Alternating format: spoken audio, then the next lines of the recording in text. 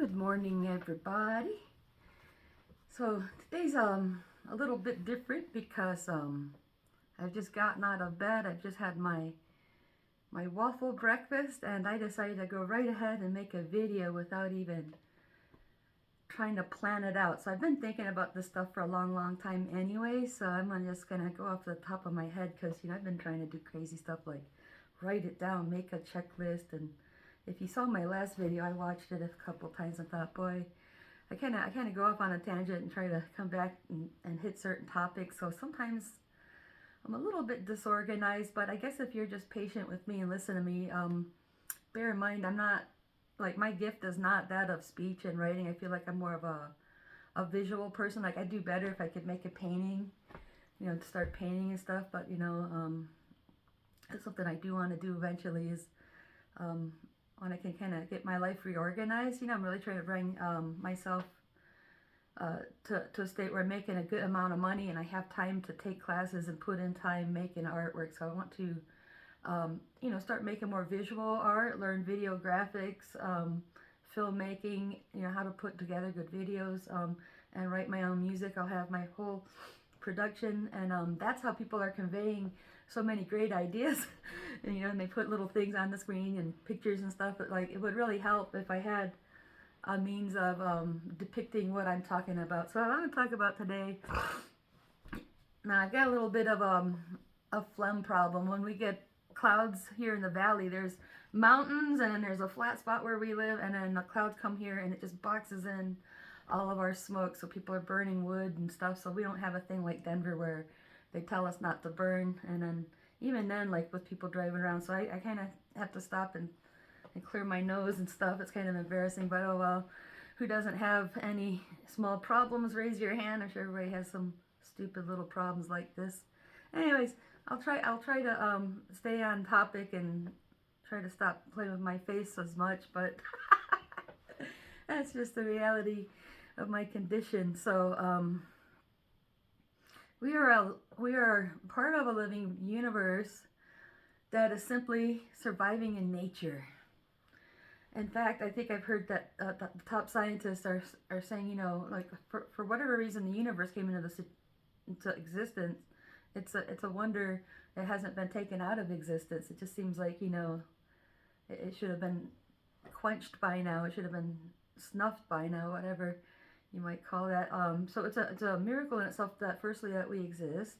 Secondly, that we continue to exist. So one of my favorite alien stories is the time they had a crash landing in Roswell. So the flesh beings on board didn't survive, but the cyborg did. So they had the cyborg in custody, and there was a military nurse there that had the ability to communicate with telepathy, and the cyborg identified as a female, for one thing. So this is a good question for gender identity.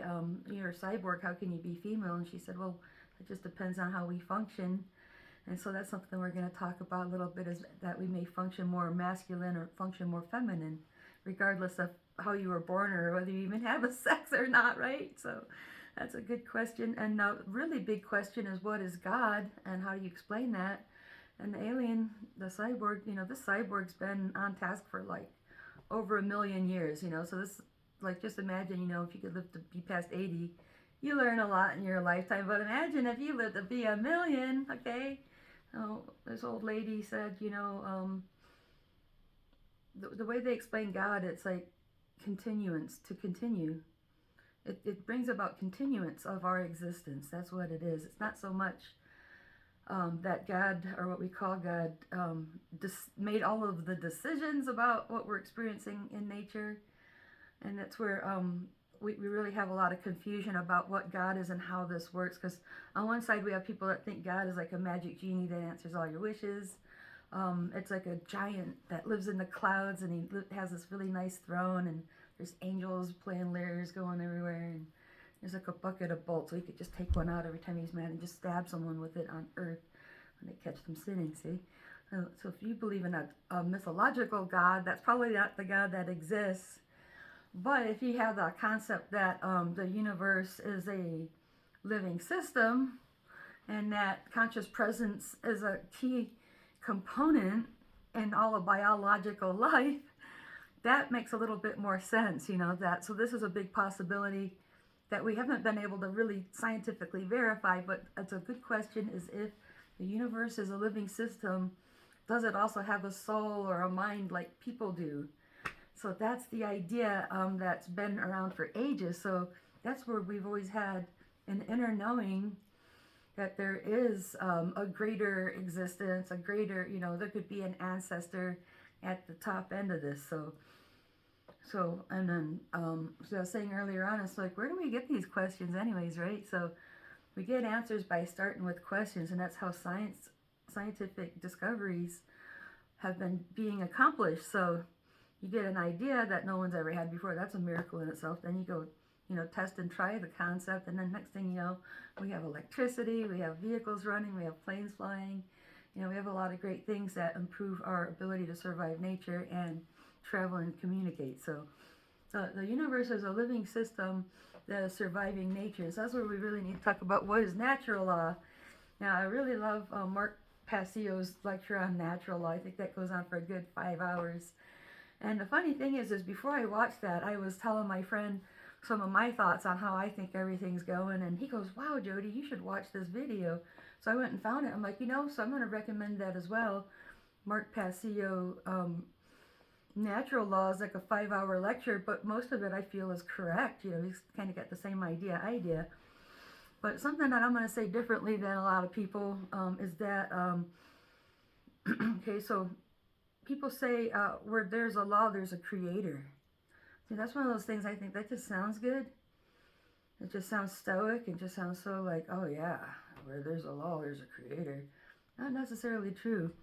Before there was a creator, there was only natural law. There was only nature. Now, the question is, does the universe have a beginning and end, or is it something that's just eternal? So we're going to kind of look at it from top to bottom, kind of like what's primary, what's secondary, and nature is primary to all else. Natural law, everything that's going on in our life is because natural law allows it to, and sometimes nature causes it to. So nature has forces that are not consciously conducted. It's just like, things are just the way they are because that's the way things work, and nobody said, let's put this here, let's make this like that. No one decided what natural law is going to be. So it's the part of our reality where it is the is that it is. It's the is that it is, and it's just how it works. It's predetermined. If not, no one created nature. No one created laws of nature. But because of natural law, we've had this quantum field, or this energetic field that we talk about in the ancient texts. Like, so I think the Christians and the Buddhists have a similar idea. So I read the Tibetan Book of the Dead, and I really liked how they explained it. It seemed like there was just this calm ocean of energy, or an ocean of chi. So it was still until something started vibration. With that vibration brought about manifestation. And I think similarly with the Christian belief, so it seems like there was dark before there was light. There was nothing there until something started going on. And so the life as we know it was spoken into existence. So what it's saying is something, to get that vibration, the energetic field needed a frequency to take impact on it. And what that frequency is the mind. So probably the first time there was ever mind or conscious presence, again, is a result of nature. It exists because it's naturally, it's natural to do so. It's natural for energy to exist. It's natural for conscious presence to exist. And these are like the two key ingredients, because when you put them together, you get vibration. And so we know now that if you observe the atom up close, the building block of all physical matter is the atom, and when you take it apart, there are vibrations in there. So we realize, wow, it's really, everything's just made out of vibration and energy. But the thing that's impacting the energy to get the form that we know as life is the aspect that's conscious presence. So on one side we have what's happening in the void, and on one hand we have what's happening within the living universe, And so that's where the Taoists have the right idea. So they're yin and yang. That, think of that outer circle as being like the laws of nature that affect us all the way across the board, right? But you got this blob in there that's like the life, the living universe, and the living universe is a force of nature, particularly the part that's conscious presence. We're like a force of nature, and we're trying to grow and expand and be alive and experience all of our possibilities. So we're pushing forward. So that's where you see that one ball is pushing forward, and on the other end is the void. And so it's kind of getting pushed through and having its way of impacting us. So while we're trying to grow and expand and live, the void, I'm not going to say it's trying to kill us, but it will kill us if we don't take the right steps to survive it. And so that's why everything in the universe is shaped a certain way and acts a certain way. Like there's no creator God that said, let's make everything spherical and everything has to go like this and everything's going to be tubular and round and spherical, and this is how, we could have made it square and triangular, but let's go circular. No, the reason everything's shaped like that, so what we call sacred geometry, everything falls into place because we're just trying to survive. And so that's why the circle is such an important symbol in the people that use symbolism for spiritual reasons, like a lot of people put the circle with a triangle in it, like in martial arts, because the triangle represents the masculine divine, that circle may represent the feminine divine, the Holy Spirit that holds everything together. Okay, so we take a shape, like your body, like if you cut it and bleed out, you'll die, right? So everything needs to be intact. It needs to be in a functioning shape. So that's where the scientific community recognizes that the way nature is impacting on us, we're just kind of like, there's no one to pray to and say, hey, could you please knock that off? It doesn't work like that, Now, let's say you're facing a natural problem. Maybe, you're in the way of a natural situation, like a boulder came loose and it's rolling down the hill, and somebody comes along and grabs you. Like, you were just going to stand there like a dumbass and get smashed by the boulder, and you were just going to suffer the consequences of being in nature. But there was another mind that perceived your danger. That person's going to run over, maybe attack you to bring you out of the way of that boulder with a big hug. That's where, if conscious presence can act in any way to help and protect you, it will, right? So we're going to talk about conscious presence as a force in nature. We need to understand that because, so the idea we have is that we have what ancestor in heaven, as they call it. So that's a big question. Does heaven and hell exist? Does God exist? Does all this exist? Really depends on our definition of what that means. So we understand that we're in a living universe, and I would say, like, maybe at the heart, where like most of the energy is, and the energy is getting distributed out and coming back again, right? So that's the heart, where all the energy's coming together. Like we have a heart where all our blood keeps coming through and back out and distributing oxygen, right? So that might be heaven. That might be the part where it's like the most life force energy. But if you're like way out here at the end of the universe, like close to the void, it's kind of bringing us down to a lower amount of energy. So it kind of, it's harder to live out here than it would be to be here. So you might experience reality in levels of hell out here where it's just, it's a level of suffering. It's the worst possible condition there could possibly be. Does God exist? That depends on your definition. If you think it's the big giant that lives in a cloud, probably not. But if it's like the the Big Bang theories, assuming that all things came from one place, like all matter came from one place. Well, same with the spirit energy. Maybe it all came from that same point, as along with the conscious presence. So these two are what's making the living universe as it is. So the thing is like we don't have a God that controls everything and makes everything up, but more a conscious presence that is aware that it exists and wants to exist. The fact that it wants to exist is the key ingredient to the continuity.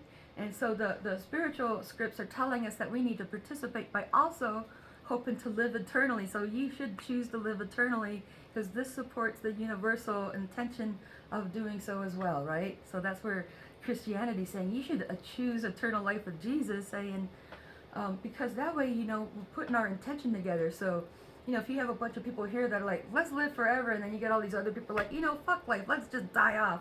They're kind of like wrecking our intentional thing if they're in the same group as us. So that's where we kind of want to get away from those assholes, right? Like if you don't believe in the same thing we do, then you guys can go to hell by yourself, right? And then there are probably people that don't believe in heaven and hell anyway. So it's a good idea, to like get away from delusional religious beliefs. But at the same time, what people do instead is they get so materialistic that they won't acknowledge that you're even a soul. Like, there's no such thing as a soul. There's no such thing as a spirit, blah, blah, blah. You're just a bunch of atoms, and when you die, you're dead. So, so that's kind of a better starting point, and then you grow from there, which I did because I had to do that too. But, what convinced me is I kept asking questions, and I've been out of my body. I've been in the visionary state, and I believe I've been getting contact from the other side. And so I just like, wow, I'm really getting a lot of support, so the people I meet in my life, the things I come across that I read, and perhaps these beings are all kind of teaching me. And so that's what I'm talking about, finding another way of learning, because the way we're going to learn about something that's too big to see, or things that you just can't see, is a lot of times by getting out of your body. So there's so many ways, and a lot of times when people say have a near-death experience, they bring back all kinds of colorful confirmation. Like my grandma, she was gone for 3 hours, like most people would die, but we had that thing plugged into her. And so they probably think technology saved her, but she kind of thinks that she came back for a good reason. She had, there were certain things she needed to do before she died and all this stuff. So before she died, she was able to share some of her revelations. And one of those revelations that I find that pertains to this conversation is, to one side is the void and to the other is all life. And so, like, the worst thing that could possibly happen to you is that you would just be suspended in the void, So, like, if you're alive, like, even if you were in hell, you're still better off than going over there. So what could be happening on Earth, because, people are like, there's no such thing as God because bad stuff keeps happening to us.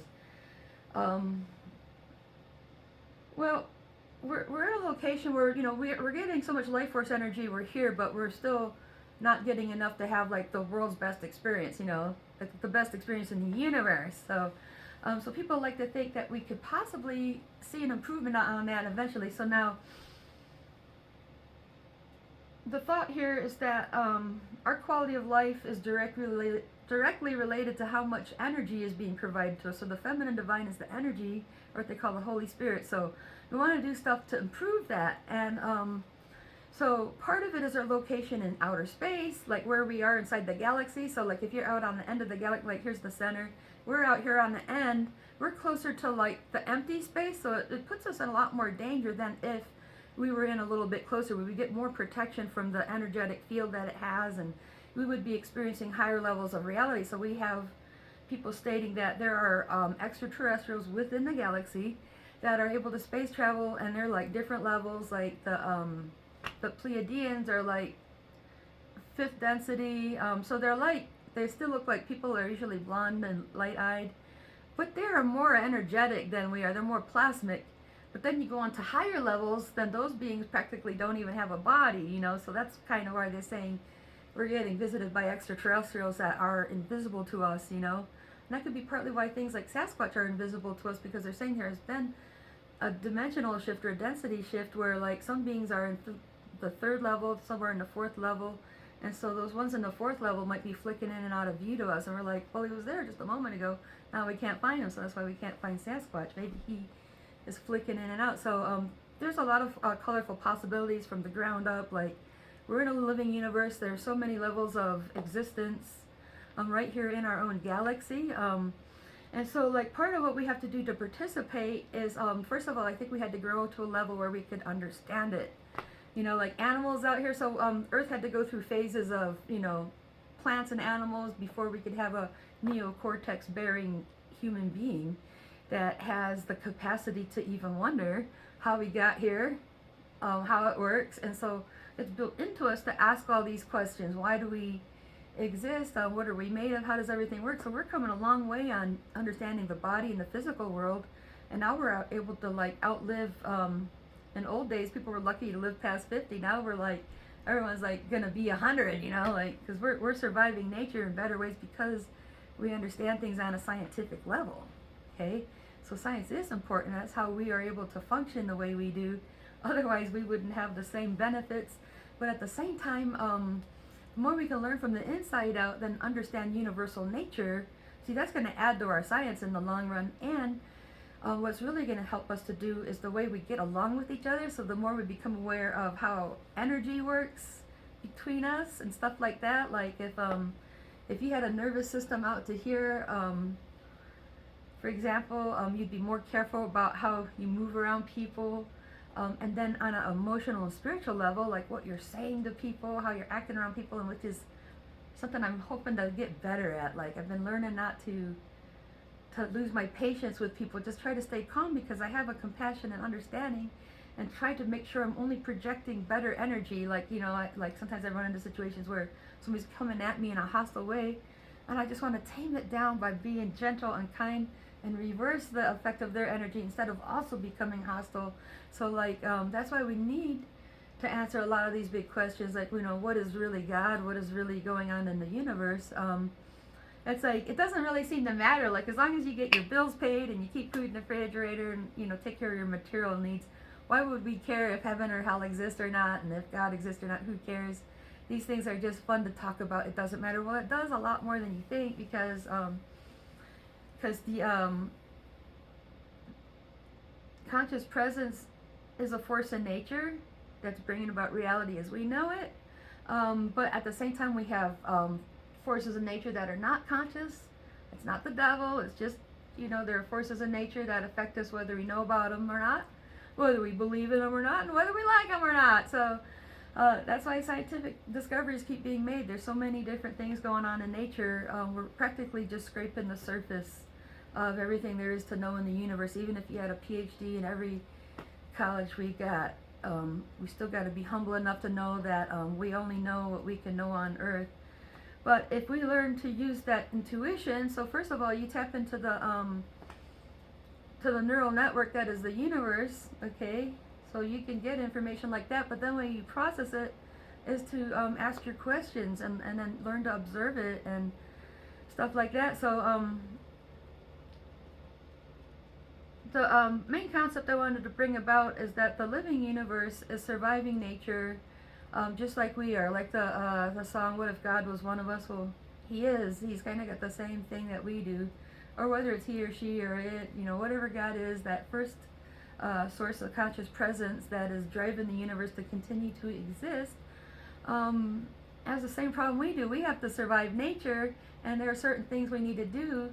And so we've learned a lot about physical survival, but what we also need to understand is spiritual survival, because what we want to do is maintain a good flow of that spiritual energy, because that's what's giving us our quality of life. So spiritual survival is learning how not let things defeat you, like emotionally, like being defeated to the extent you just want to die, you know, like you're being defeated on the spiritual level. The spiritual survival, whether you live or die, you'll always live strong as a soul as you move on. So the soul needs nourishment through the spiritual energy. Like they need each other. Like the conscious presence needs to have spiritual energy to support it and nurture it. And so that's why we need to learn this understanding, is the more we get that spiritual energy, we'll also overcome diseases, we'll overcome psychological issues, we'll overcome technology that is bad for the earth, and create technology that is good for the earth, because we are steeped in information. Our brain is only made to perceive so much, but as we know, we keep evolving and developing into a better animal that understands and sees more. And so we can anticipate that a little bit more, and we can even help that along just by knowing about that. That's what they call self-evolution. We realize we're able to learn and we're able to improve our life. Anyway, so that's a little bit of my idea of how we are part of a living universe. We are surviving nature, and there's certain things we're going to need to learn along the way to keep it going. So you can participate in eternal life, or you can check out, say, you know what, I would rather just walk into the void because I'm so tired of the heartbreak and the drama. But who knows, maybe you get on the other side and your relatives are going to say, no, we want you here. So that's what keeps you here, is you need to love to be here. And then it really helps if you build relationships and then everybody else loves you, then your life will be better. So that's why we need to understand the above and beyond. We really, who doesn't want a better life? Like if there's anything such as heaven on earth, if we could be happier. Like there was a little 6-year-old in my ice cream shop going, you know, wouldn't it be nice if everyone in the world could just be good? I said, yes, exactly. If everyone in the world was just good, I think the police were driving down and like a big row of cops went by. I said, yeah, it'd probably put those guys out of business. Ha! So that's the secret to true anarchy is everyone needs to learn to be good, okay? So you guys, be good, have fun, and I will talk to you next time.